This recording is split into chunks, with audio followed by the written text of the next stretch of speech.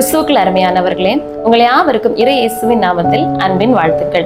இந்த நாளிலும் கிறிஸ்தவ பாதையில் மிஷனரிகளின் பங்கு எத்தகையது என்பதை ஒரு மிஷனரியின் வாயிலாக தெரிந்து கொள்வோம். 1794 வருடம் இங்கிலாந்து தேசத்தில் உள்ள ஹண்டிங்டன் ஷயர்ல காணப்படுற சென்ட் நியாட்ஸ் என்ற இடத்துல அம்மையார் மார்த்தா மால்ட் பிறக்கிறார். இவங்களுடைய தந்தையின் பெயர் ஆலிவர் காம்வெல். இவர் ஃபாதர் ஆஃப் பிரிட்டன் டெமோக்ரசி என்று குறிப்பிடப்படுகிறார்.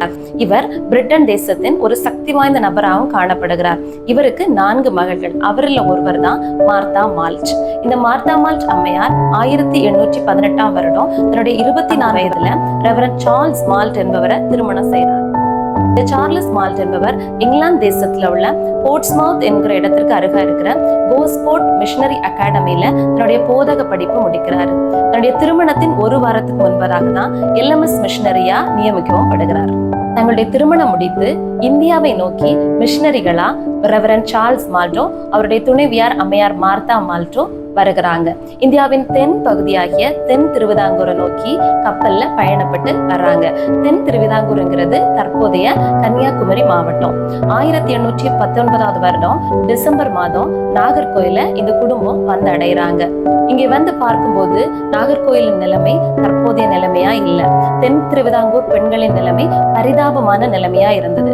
ஆகவே அம்மையார் மார்த்தா மால்ட் என்ன நினைத்தாங்கன்னா, இந்த உயர்த்தணும், அவங்களுக்கு கல்வியை கொடுக்கணும், அவங்களுக்கு தைரியத்தை கொடுக்கணும் அப்படிங்கிறதுக்காக தன்னால் என்று மட்டும் உழைத்தாங்க.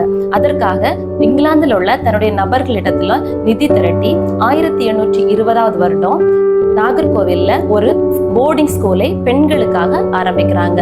அந்த போர்டிங் ஸ்கூல் தான் தென்னிந்தியாவிலே பெண்களுக்காக ஆரம்பிக்கப்பட்ட முதல் போர்டிங் ஸ்கூல். அதுதான் தற்போதைய Duthie girls higher secondary school Nagercoil அப்படின்னு அழைக்கப்படுகிறது.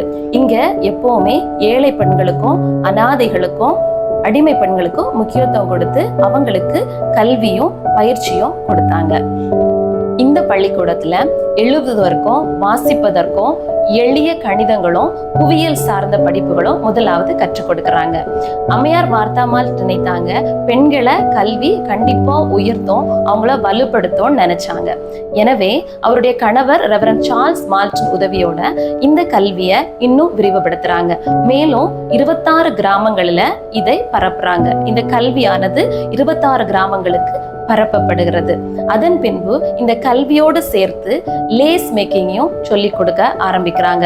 லேஸ் மேக்கிங் மூலமா பெண்கள் தங்களுடைய பொருளாதார ரீதியா உயர்த்தப்படுவாங்க அப்படின்னு மார்த்தா மால்ட் அம்மையார் நம்பினாங்க. அதனாலதான் லேஸ் மேக்கிங்க பெண்களுக்கு சொல்லி கொடுத்தாங்க. அந்த காலகட்டத்துல லேஸ் மேக்கிங் ஒரு பெரிய குடிசை தொழிலா மாறவும் செய்தது. இதன் மூலம் 100க்கு அதிகமான ஏழை பெண்கள் வாழ்வாதார அடிப்படையில உயர்த்தப்பட்டாங்க.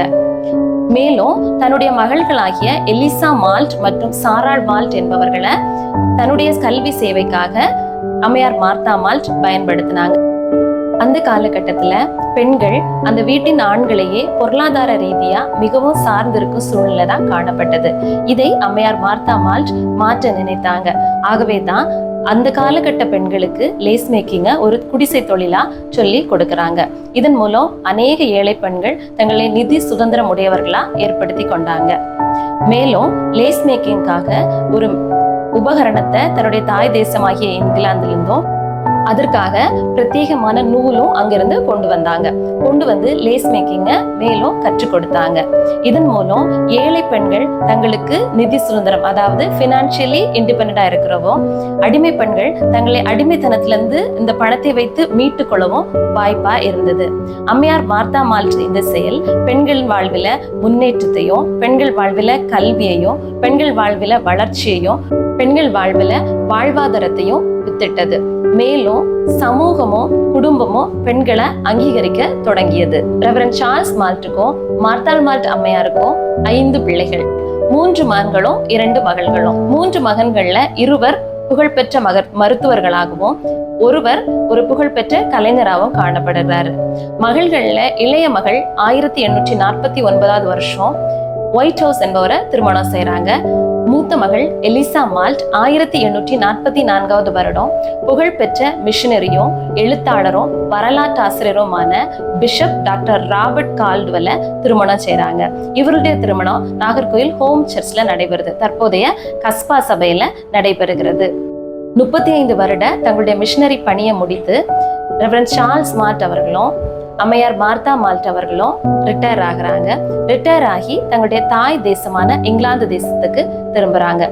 இங்கிலாந்து தேசத்துல உள்ள கவன்ட்ரி என்கிற பகுதியில உள்ள ஸ்டோக் என்கிற இடத்துல குடியேறினாங்க. ரெவரண்ட் சார்ல்ஸ் மால்ட் 1858 வருஷம் இங்கிலாந்துல காலமாகிறாரு. அம்மையார் மார்த்தா மால்ட் 1870 வருஷம் லண்டன்ல காலமாகிறாங்க. இப்படியா அம்மையார் மார்த்தா மால்ட்டின் மிஷனரி பணியானது கன்னியாகுமரி மாவட்டத்துல பெண் கல்வியையும், பெண்கள் முன்னேற்றத்தையும், பெண்கள் வளர்ச்சியையும், பெண்கள் விடுதலையையும், பெண்களுக்கு சமத்துவத்தையும் கொடுத்தது. இந்தியாவின் பெண் கல்வி வரலாற்றுல அம்மையார் மார்த்தா மால்ட்டுக்கு ஒரு குறிப்பிட்ட பங்கு இருக்கு.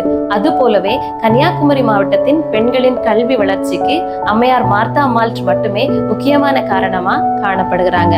எனவே இப்படியாக மிகவும் கடினப்பாடுகள் மத்தியிலே கிடைத்த பெண் கல்வியையும், பெண்கள் வளர்ச்சியையும், பெண்கள் விடுதலையும் நாம் என்றும் நல்ல முறையிலே பயன்படுத்துவதாக காண்போம். தேவன் தாமே இந்த மிஷனரி ஸ்டோரியின் மூலமாக நம்மை ஆசீர்வதிப்பாராக.